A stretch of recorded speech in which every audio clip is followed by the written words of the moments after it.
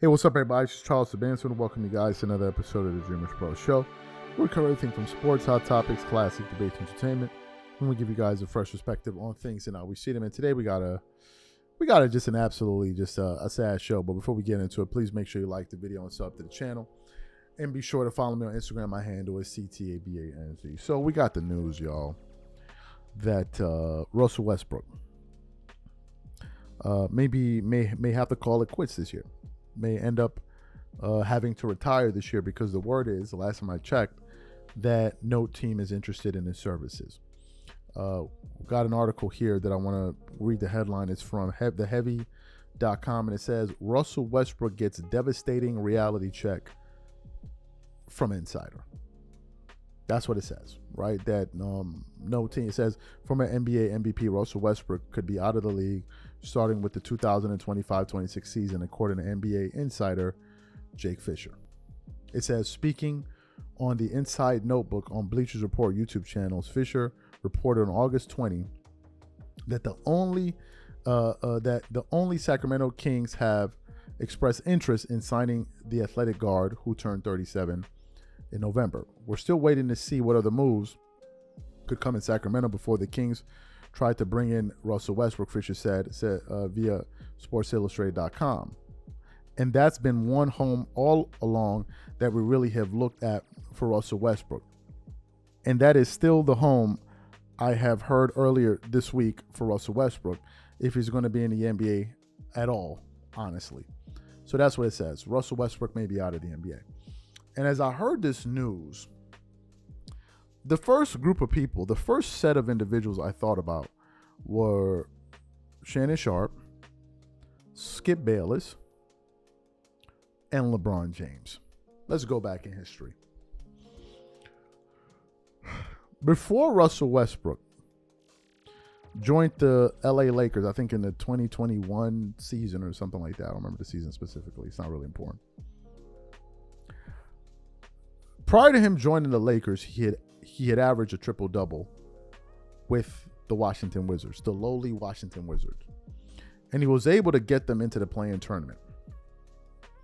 Reports were the Wizards were absolutely devastated that Russell Westbrook decided to leave.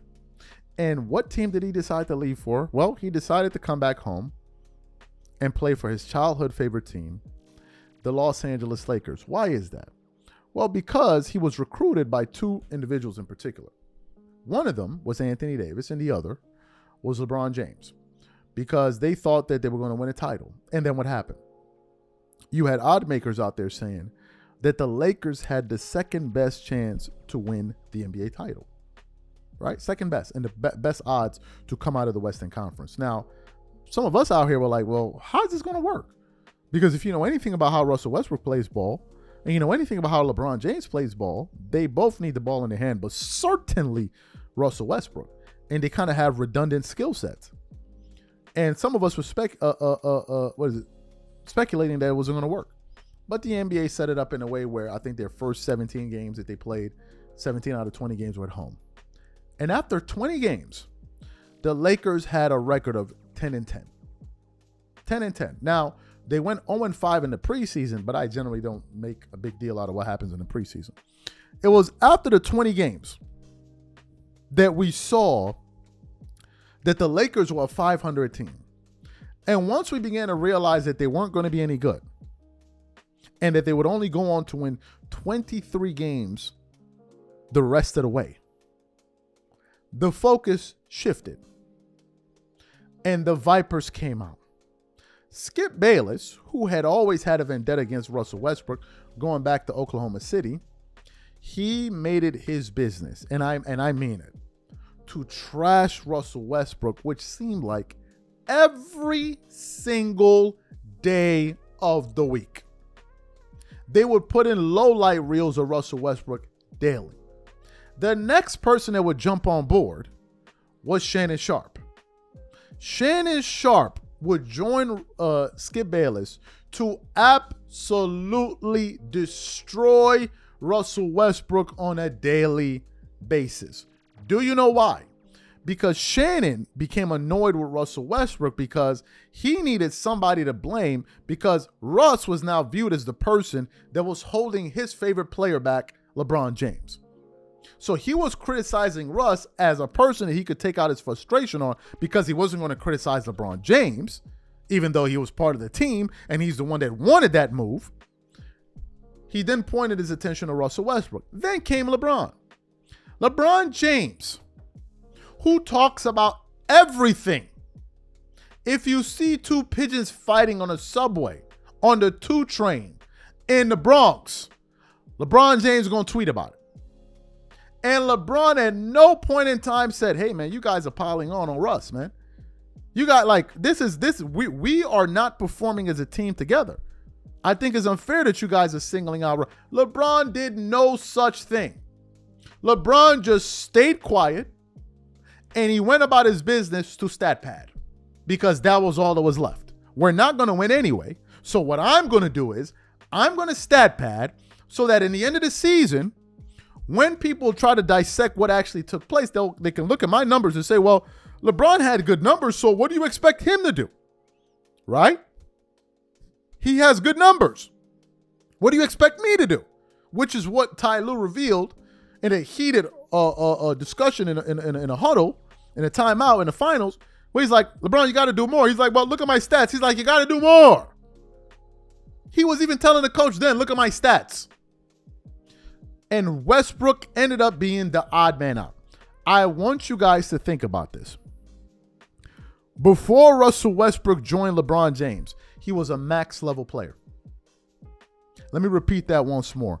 Before he decided to team up with LeBron, Russell Westbrook was a max NBA player. His last year as a Laker, he got paid $40 million. By the time he was done playing with LeBron James, he was a mid-level exception guy. That is how much of a hit his legacy took playing with LeBron James. That is how much of a hit it took. It was that devastating. The guy could never garner a match. The guy that came averaging a triple-double, by the time he was done playing with this guy, and the reports that were being put out by people like Dave McMenamin, this guy is a locker room vampire. That's what they call a locker room vampire. So when Russ ultimately got, I think, traded to Utah, then got waived and got signed by the Clippers, I was waiting for the reports for where they said Russell Westbrook was going to be a vampire. And what ended up happening was all of the Clippers were raving about Russell Westbrook, how they love his leadership, how they love his energy. They all love to have him there. Then then Nikola Jokic himself requested to have Russell Westbrook become a Denver Nugget. Well, I thought he was a vampire. I thought he was a blood-sucking vampire. Are you going to invite a vampire into your house? Are you even joking? And all of this stems back to his time playing with LeBron James and the impact that LeBron, Skip Bayless, and Shannon Sharpe had on this guy's legacy.